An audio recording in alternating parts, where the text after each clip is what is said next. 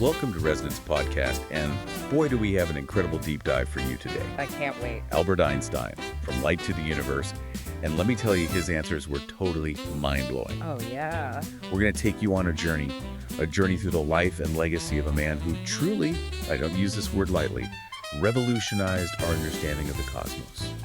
We're going beyond the wild hair and that iconic image and really digging into the seismic shifts that he brought to our comprehension of reality. That's what we're here for. And I think what's really exciting is, yes, of course, we all remember the big theories that Einstein came up with, but tracing the development of his mind, the moments that sparked those huge discoveries, I think offers a very special perspective. Exactly. Resonance Podcast. If you like the content, please consider liking and subscribing. So today, our exploration, it begins with Einstein's formative years. We're going to look at those seeds of curiosity that were planted early on. Then we'll move into his miracle year, that just incredible period of back-to-back groundbreaking revelations. And of course, no Einstein deep dive would be complete without unpacking his revolutionary general theory of relativity. Can't forget that one. Definitely not. And finally, we'll touch on his later pursuits, his quest for a unified understanding of the universe and his incredibly powerful voice for peace. It's a journey, I think, that reveals not only this towering intellect, but also the very human side of this truly extraordinary individual. A very human side. So let's journey back to the very beginning.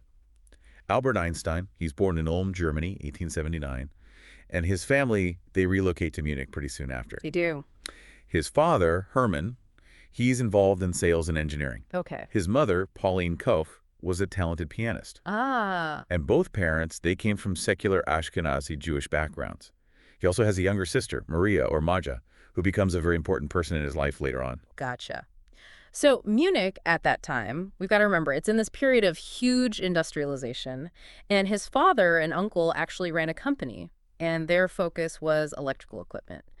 Now, although this wasn't a direct academic influence, it's so interesting to think that this early exposure to, the practical applications of science and engineering might have subtly influenced his natural curiosity about how things worked. Yeah, just seeing those things in his house all the time maybe sparked something, unconsciously. Absolutely. And then when we look at his early development, it wasn't all that typical, right? He was apparently pretty late in starting to talk. Is that right? Yeah. I mean, you can imagine his parents probably got a little concerned. Right? Yeah, I think any parent would. Of course. And then even when he did begin to speak, he had this, kind of a strange habit of repeating sentences.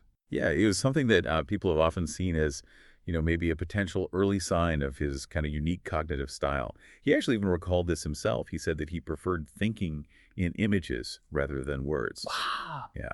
So this visual mode of thought, it might have been connected to his later reliance on what we call thought experiments, those very imaginative scenarios that he used to really dissect and understand those very complicated scientific puzzles. Fascinating to think about it. It makes sense, right? If you're used to thinking in that way, then that becomes your natural problem-solving tool. Exactly. So he started his schooling at a Catholic elementary school and then went on to the Luitpold Gymnasium for his secondary education.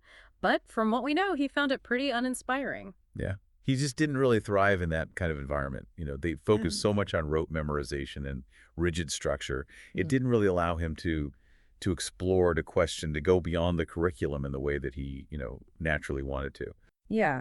So that home environment really provided a very different kind of learning. He was actually instructed in both Judaism and the violin. Oh, wow.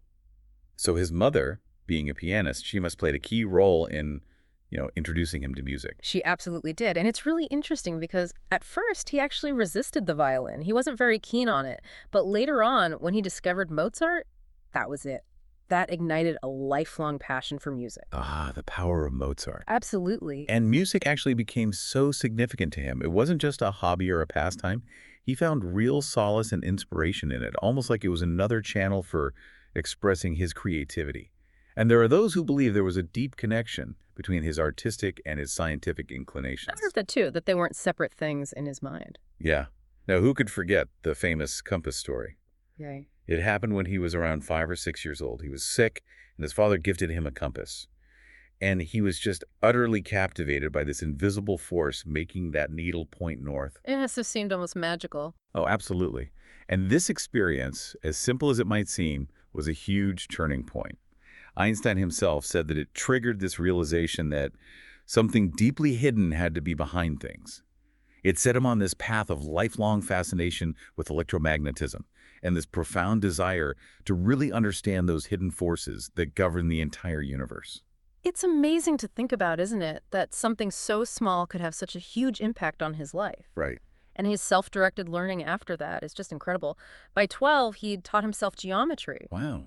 Yeah, and as a young teenager, he'd mastered algebra, calculus, and Euclidean geometry. And get this, he even came up with his own proof of the Pythagorean I theorem. mean, that's insane. Before he was even 13 years old. It's mind-blowing. And luckily for him, he had this family tutor, a man named Max Talmud, who really saw Einstein's talent and really nurtured it. He must have been thrilled to be working with a student like that. Oh, I'm sure he was. Talmud actually noted how quickly Einstein progressed. It was really something to see. It just highlights his natural aptitude, his intrinsic drive for these subjects. It was just in him. He was a born mathematician, a Yeah. born physicist. Absolutely. And it wasn't just, science and math. He had this curiosity about everything. At 13, Talmud introduced him to Immanuel Kant's critique of pure reason, which, can you imagine, became his favorite philosophical work. That's pretty heavy reading for a 13-year-old. Yeah, not exactly light bedtime reading. No.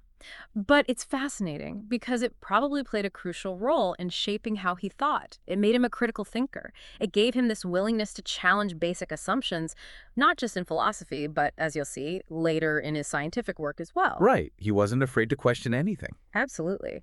So you would think that with all this self-learning, higher education would be a breeze. You'd think so, right?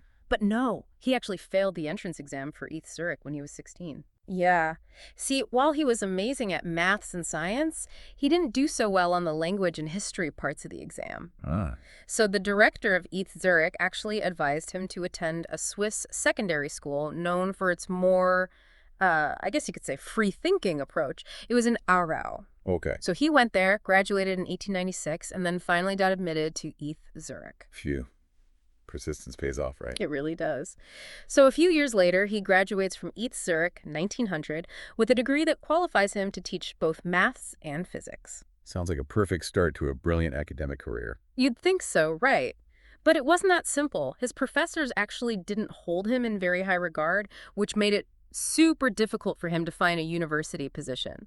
He actually ended up working briefly as a temporary high school teacher. Can you imagine? Really? Albert Einstein, a high school teacher. It's hard to believe, right? It is. But yeah, it just goes to show that sometimes even the most brilliant minds don't always follow the conventional path. Absolutely. So in 1901, he marries Mileva Maric, who is a fellow physics student. Okay. They end up having 2 sons together, although their marriage unfortunately ends in divorce later on. Right. And then in 1902, he takes his job as a technical assistant. It was at the Swiss Patent Office in Bern. Okay. Now, this is where it gets really interesting, because he actually called the patent office that worldly cloister where I hatched my most beautiful ideas. Interesting. Yeah, it's kind of ironic, right? This seemingly very ordinary job actually gave him the space and the time to develop his truly revolutionary theories. I guess it goes to show that sometimes genius flourishes in the most unexpected places. It does. It shows you the power of having that space to think, free from the pressures and expectations of academia. Sometimes that freedom is all you need. Absolutely. And that brings us to 1905. This is his Annus Mirabilis, his miracle year. Ah, the year that changed everything. It did. He publishes 4 groundbreaking papers in the Annalen der Physik, all while he's still working at the patent office. I mean, it's almost impossible to believe, right? 4 papers in a single year that completely reshape our understanding of the universe. Mm. And he also completed his doctoral dissertation that same year. Talk about a productive year. Yeah. It was this incredible combination of years of self-study and deep thought driven by that never-ending curiosity of his. It's truly remarkable. It really is. Now, the first of these papers was titled On a Heuristic Point of View Concerning the Production and Transformation of Light. This is where he tackled the photoelectric effect. Can you remind us what the photoelectric effect is all about and why it was such a big deal? Sure. The photoelectric effect is this phenomenon where electrons are emitted from a metal surface when you shine light on it. Now, the problem was scientists couldn't fully explain why this was happening using the classical understanding of light as a wave. Enter Einstein. He comes up with this radical idea.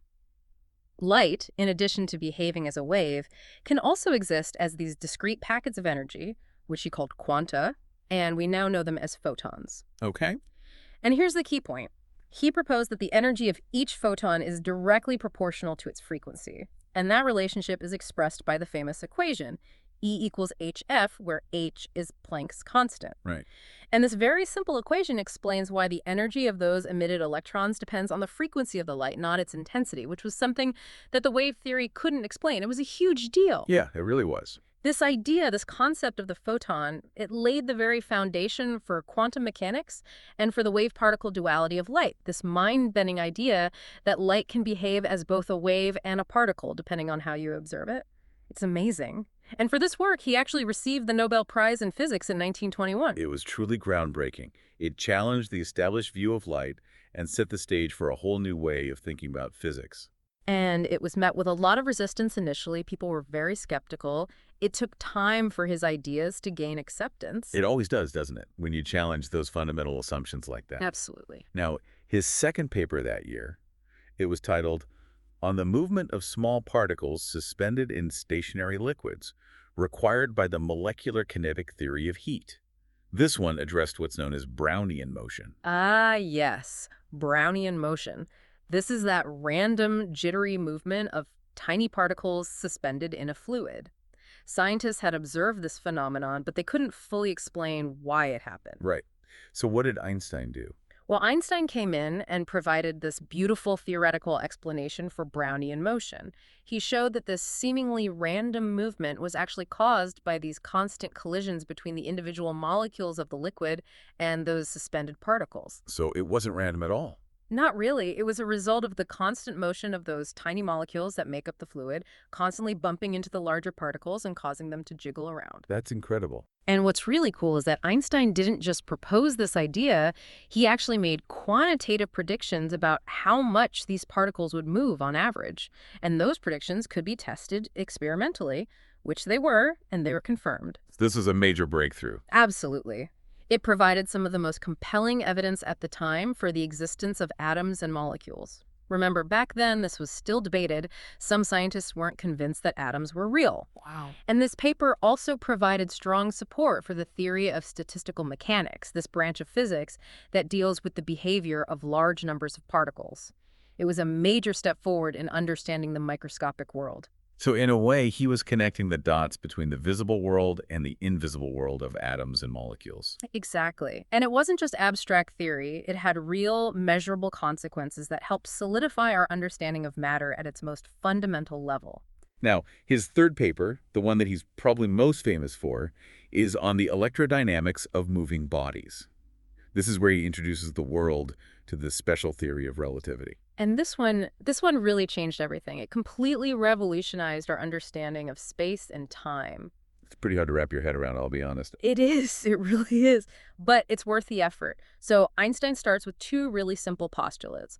The first is that the laws of physics are the same for all observers who are in uniform motion. Okay, so that means moving at a constant speed in a straight line. Exactly. No acceleration. Got it. And the second postulate is that the speed of light in a vacuum is constant for all observers, no matter how fast they're moving relative to the source of light. So even if you're moving towards a beam of light or away from it, you'll still measure the speed of light to be the same. Precisely.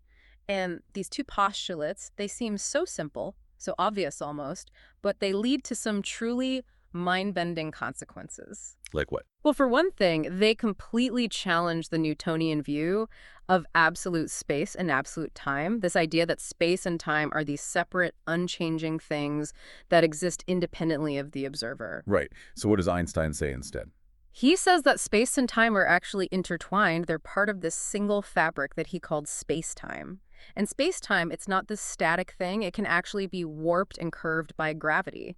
And this leads to all these incredible effects like time dilation, length contraction, and the relativity of simultaneity. Wait, time dilation? Like time actually slowing down? Yep, that's right. Time actually passes at different rates for observers who are in relative motion to each other. So if you have two clocks and one is moving very fast relative to the other, the clock that's moving will actually tick slower.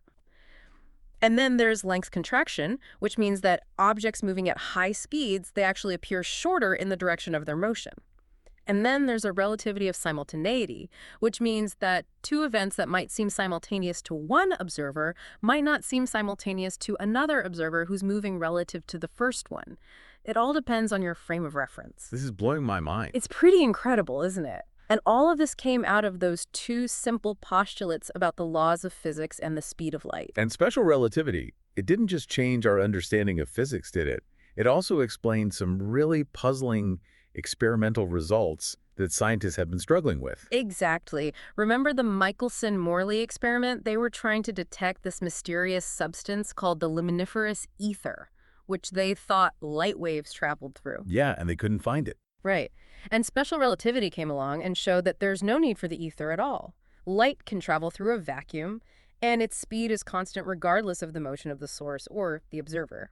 It was a really elegant solution to a really perplexing problem. So Einstein basically threw out the old idea of the ether and said, nope, light can travel through empty space. Exactly. And his explanation was much simpler and much more consistent with all the experimental data. And it all came from imagining what it would be like to ride alongside a beam of light. It did. That thought experiment, it was the key to unlocking all of this. So we've got the photoelectric effect, Brownian motion, special relativity, and that brings us to his fourth paper from 1905. Does the inertia of a body depend upon its energy content? This is the one with the most famous equation in all of physics, E equals mc squared. What does it mean? This equation, it's so simple, yet it has such profound implications. Yeah. What it's really saying is that mass and energy, they're not separate things. They're actually equivalent. They can be converted into one another. Wait, so mass can become energy, and energy can become mass? That's right. And the conversion factor is the speed of light squared, which is an incredibly huge number. Yeah, it's a big one.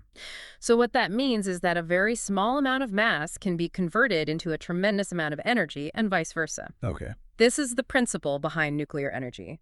In nuclear fission, you split the nucleus of an atom, and some of the mass of that nucleus is converted into a huge amount of energy. And in nuclear fusion, you combine the nuclei of two atoms, and again, some of the mass is converted into energy. Wow. This equation is at the heart of so much of modern physics, it's mind-blowing. It also explains why the sun shines, why stars are able to burn for billions of years. Incredible. It is, and it all came from Einstein's brilliant mind. 4 groundbreaking papers in a single year. I mean, it's almost impossible to grasp the magnitude of what he accomplished in 1905. It's no wonder it's called his miracle year. It's a testament to the power of human curiosity, the power of a single mind to completely transform our understanding of the universe. And this was just the beginning for Einstein. After his miracle year, he didn't just sit back and relax, he kept going, pushing the boundaries of knowledge even further. And that leads us to his work on gravity, right? Special relativity was a huge breakthrough, but it didn't fully address gravity. It didn't. Special relativity was all about objects moving at constant speeds in straight lines, what we call inertial frames of reference. But what about objects that are accelerating, or objects that are in gravitational fields? Right, that's where general relativity comes in. Exactly. General relativity is Einstein's theory of gravity. It took him another 10 years of intense intellectual struggle to develop it, but it was worth it. General relativity is one of the most beautiful and profound theories in all of physics. Okay, so how does general relativity explain gravity? Well, it's a completely different way of thinking about gravity than what Newton proposed. Remember, Newton said that gravity is a force that acts between objects with mass. Yeah, like the Earth pulling on the moon or the sun pulling on the Earth. Exactly. But Einstein, he comes along and says, no, gravity is not a force at all. It's actually a manifestation of the curvature of space-time. Curvature of space-time. Yeah. Imagine a bowling ball sitting on a trampoline. Okay, I can picture that. The bowling ball, it makes a dip in the trampoline. Right, it does. Well, Einstein says that massive objects like stars and planets, they do the same thing to space-time. They warp it, they curve it, and that curvature, that's what we experience as gravity. So instead of the Earth pulling on me, it's more like the Earth is warping space-time around me, and that's what's making me fall towards it. Exactly, you got it. It's like you're rolling down a hill in space-time that's been created by the mass of the Earth. Wow, that's a much different way of thinking about it. It is. It's really profound. Yeah. And it has some really amazing consequences. For example, general relativity predicts that light should be bent by gravity. Light. But light doesn't have mass. That's what Newtonian physics would say. But Einstein showed that even though light doesn't have mass, it's still affected by gravity, because gravity is not a force acting on mass, it's a curvature of space-time itself. And light, it follows the curvature of space-time, so it gets bent as it passes by massive objects like stars and galaxies. And this was actually observed, right, in that famous eclipse expedition. Yes. In 1919, there was a total solar eclipse, and this was the perfect opportunity to test Einstein's prediction. How so? Well, during a total solar eclipse, the moon blocks out the light from the sun, which allows us to see the stars that are very close to the sun in the sky. Okay, Now, according to Einstein, the light from those stars should be bent by the sun's gravity as it passes by. right. And that's exactly what they observed. Arthur Eddington, a British astronomer, he led an expedition to observe the eclipse, and he found that the positions of the stars near the sun were shifted slightly from where they should have been, exactly as Einstein had predicted. That must have been a huge moment for Einstein. It was. It was a major confirmation of his theory, and it made him an international celebrity overnight. Suddenly, everyone was talking about this brilliant physicist who had revolutionized our understanding of gravity. And it wasn't just the bending of light, was it? General relativity also predicted other things, like black holes. It did. Black holes, they're these regions of space-time where gravity is so strong that nothing, not even light, can escape. They're formed when massive stars collapse at the end of their lives, and they create these incredibly dense singularities, these points where space-time itself is infinitely curved. They're kind of scary when you think about it. They are pretty mind-boggling. And it took a while for scientists to really accept the idea of black holes, but now we have lots of evidence that they really do exist. So Einstein predicted black holes before we even knew they were real. That's right, he was way ahead of his time.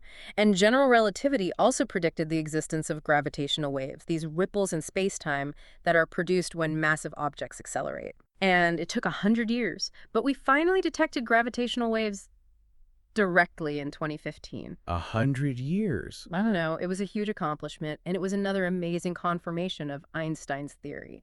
It's like his theories keep getting proven right over and over again, even decades or even a century later. Exactly. And general relativity, it's not just about black holes and gravitational waves, it's also the foundation for our understanding of the universe on the largest scales. It's what we use to study the evolution of the universe, the Big Bang, all of that. So it's really a theory that touches on everything from the smallest scales to the largest scales. It really is. It's a theory that's changed our entire view of the universe, of space and time, of reality itself. And it even has practical applications today, believe it or not. Like what? Well, think about GPS, the global positioning system that we use in our phones and cars. Right. GPS relies on a network of satellites that are orbiting the Earth, and they use very precise atomic clocks to measure the time it takes for signals to travel between the satellites and your device. Now, because of general relativity, we know that gravity affects the passage of time. So the clocks in the satellites, they actually run slightly faster than clocks on the surface of the Earth because they're farther away from the Earth's gravitational field. Wow. Yeah. And if we didn't take this into account, GPS wouldn't work. The positions that your device calculates would be off by kilometers. Wow, so we're actually using Einstein's theory of relativity every time we use GPS. We are. It's pretty amazing. So after all of this groundbreaking work on relativity, Einstein continued to explore the mysteries of the universe. He did. But in his later years, his focus shifted somewhat. While he continued to make important contributions to physics, he became increasingly obsessed with finding a unified field theory. A unified field theory, what's that? Well, it was this idea that he could develop a single theory that would explain all of the fundamental forces of nature. Remember, we've got gravity, electromagnetism, the strong force, and the weak force. Right. Einstein, he wanted to find a way to unify them all into one elegant, comprehensive theory. So like a theory of everything. Exactly. He spent decades working on this, but he was never able to find a solution that was completely satisfactory. So he didn't succeed. Not in the way that he had hoped. But even though he didn't achieve his ultimate goal, his work on unified field theory had a huge impact on theoretical physics. It inspired generations of physicists to continue the search for a theory of everything, a quest that continues to this day. So in a way, his failure was actually a success. You could say that. It opened up new avenues of research, new ways of thinking about the universe. Now, Beyond his incredible scientific contributions, Einstein was also a very vocal and active figure in social and political issues. He was a passionate advocate for peace and social justice. Absolutely. He was deeply concerned about the state of the world, about the rise of fascism and militarism, and he used his platform to speak out against injustice and to promote peace. And as a Jewish man living in Nazi Germany, he experienced firsthand the horrors of intolerance and persecution. He did. In 1933, he made the difficult decision to emigrate from Germany to the United States. He knew that he couldn't stay in a country where his life was in danger. And he became a U.S. citizen in 1940. He did. And he quickly became involved in American life, using his fame to speak out against racism and segregation and to advocate for civil rights. It's amazing how he used his influence to fight for what he believed in, not just in science, but in society as well. He truly believed that scientists had a responsibility to use their knowledge for the betterment of humanity. And despite his deep pacifist beliefs, he actually played a pivotal role in the development of the atomic bomb. That seems like a contradiction. It does, doesn't it?